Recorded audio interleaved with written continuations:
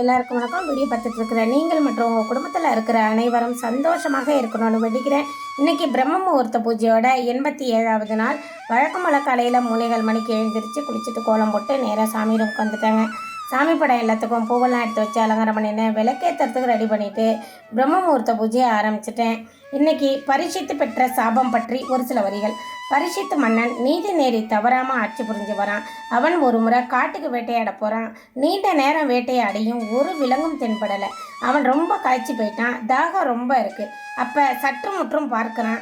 ரொம்ப தூரத்தில் மகாச்சந்தர் என்ற முனிவர் தவம் புரிஞ்சிட்டு இருக்கிறத பார்க்குறான். அங்கே போய் தண்ணி வேண்டும் அப்படின்னு கேட்குறான். அவர் தியானத்தில் ஆழ்ந்து இருக்கிறதால பதில் எதுவும் சொல்லாமல் அமைதியாக இருக்கார். அவர் அகம்பாவத்தால் அப்படி இருப்பதாக நினச்சி அவர் மீது ரொம்ப கோபம் கிடையிறான்.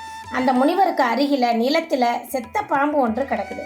அதை தன் வில் நுனியால் எடுத்து அவர் கழுத்தில் சுற்றி விடுறான். முனிவர் கீழே விழுமாறு அந்த பாம்பை பிடித்து இழுக்கிறான். அதற்கும் முனிவர் அசையாமல் போகவே சலிச்சு தன்னுடைய இடத்துக்கு புறப்படுறான். சிறிது நேரத்திற்கெல்லாம் அந்த இடத்திற்கு முனிவரின் புதல்வர்கள் கவிஜாத முனிவர் வராரு. தன் தந்தையோட கழுத்தில் செத்த பாம்பு சுற்றி இருப்பதை கண்டு அவ்வாறு செய்தது யார் என்பதை தன்னோட ஞான திருஷ்டியால் பார்க்குறாரு. அவர் கோபம் கொண்டு இவ்வாறு செய்த அவன் இன்னும் 7 நாட்களுக்குள்ள தச்சகன் என்ற பாம்பால தீண்டப்பட்டு மாண்டு போயிடுவான் அப்படின்னு சாபம் கொடுக்குறாரு. இந்த விஷயம் மன்னனுக்கு தெரியுது. அவன் அவ்வாறு தனக்கு மரணம் நேர்ந்து விட்டால் மருந்துகளாலோ மந்திரங்களாலோ தன்னை பிழைக்க வைக்கவே முடியாது என்பது அரசனுக்கு நன்றாக தெரியும். அதனால் அமைச்சர்களை கூட்டி ஆலோசனை நடத்துகிறார். அதன்படி 7 மதில்களோடு கூடிய ஒரு வலுவான கோட்டையை கட்டி அதற்குள் பரிசித்து மன்னன் இருப்பது என்பது தீர்மானித்து செயல்படுத்துகிறாங்க. அந்த கோட்டைக்குள்ளே யாரும் புகுந்து விடவே முடியாது. அந்த அளவுக்கு சுற்றுப்புறம் அமைக்கப்பட்டதோடு பலத்த காவலும் போடப்பட்டிருக்கு. மன்னனுடன் அமைச்சர்களும் இருந்து இடைவிடாது பாதுகாத்து வராங்க. இந்த விஷயம் காசியபன் என்ற அந்தணனுக்கு தெரிய வருது. அவன் மந்திர வித்தையில் ரொம்ப வல்லவன். அவன் வேத சாஸ்திரங்களை அறிஞ்ச முனிவனும் ஆவான். ஆனால் பொருளாசை கொண்டவன். இந்த சமயத்தில் மன்னன்கிட்ட மிகுந்த பொருட்களை பெறும் நோக்கத்தோட மன்னனை காண புறப்பட்டு வந்துகிட்டு இருக்கான். அவன் தெரு வழியாக போய் கொண்டே இருக்கிறான். முனிவரின் சாபத்தை நிறைவேற்ற துடித்து கொண்டிருக்கிற தச்சகன் என்ற பாம்பு அவனை பார்க்குது.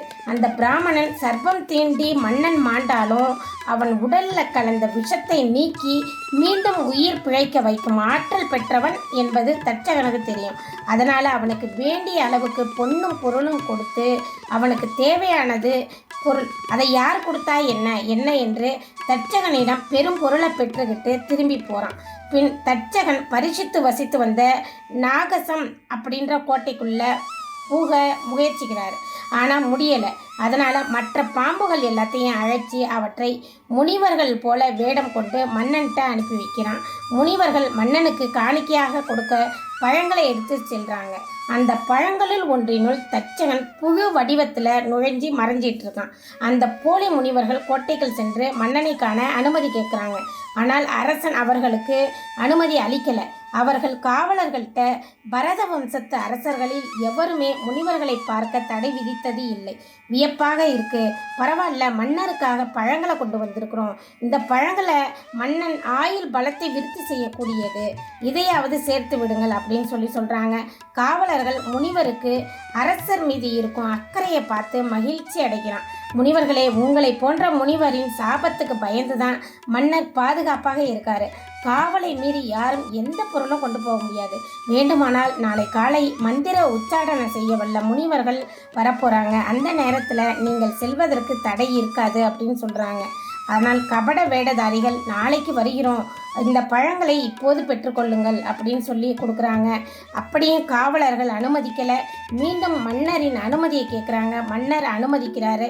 அதன் பின்பு பழங்களை பெற்றுக்கொண்டு அவர்களை அனுப்பிவிட்டாங்க. காவலர்கள் அந்த பழங்களை கொண்டு மன்னன் முன்னாடி வைக்கிறாங்க. மன்னன் அந்த பழங்களை பார்க்குறாரு. அவருக்கு சாப்பிட வேண்டும் என்ற ஆசை எழும்புது. அதனால் அமைச்சர்கள்ட்ட நான் பெரிய பழத்தை சாப்பிட்டவுடன் மற்ற பழங்களை நீங்கள் சாப்பிடுங்கள் என்று கூறிட்டு அவர் பெரிய பழமாக எடுத்துக்கிறாரு. அந்த பழத்தை பிளக்க அதன் உள்ள ஒரு புழு இருப்பதை கண்டு திகைக்கிறார். அவனுக்கு முனிவரின் சாபப்படி முடிவு நெருங்கிவிட்டது. இனி தப்பவே முடியாது என்பது மன்னனுக்கு தெரிந்துவிட்டது. அதனால் அவரே அந்த புழுவை தன் கழுத்தில் வைத்து கொண்டார்.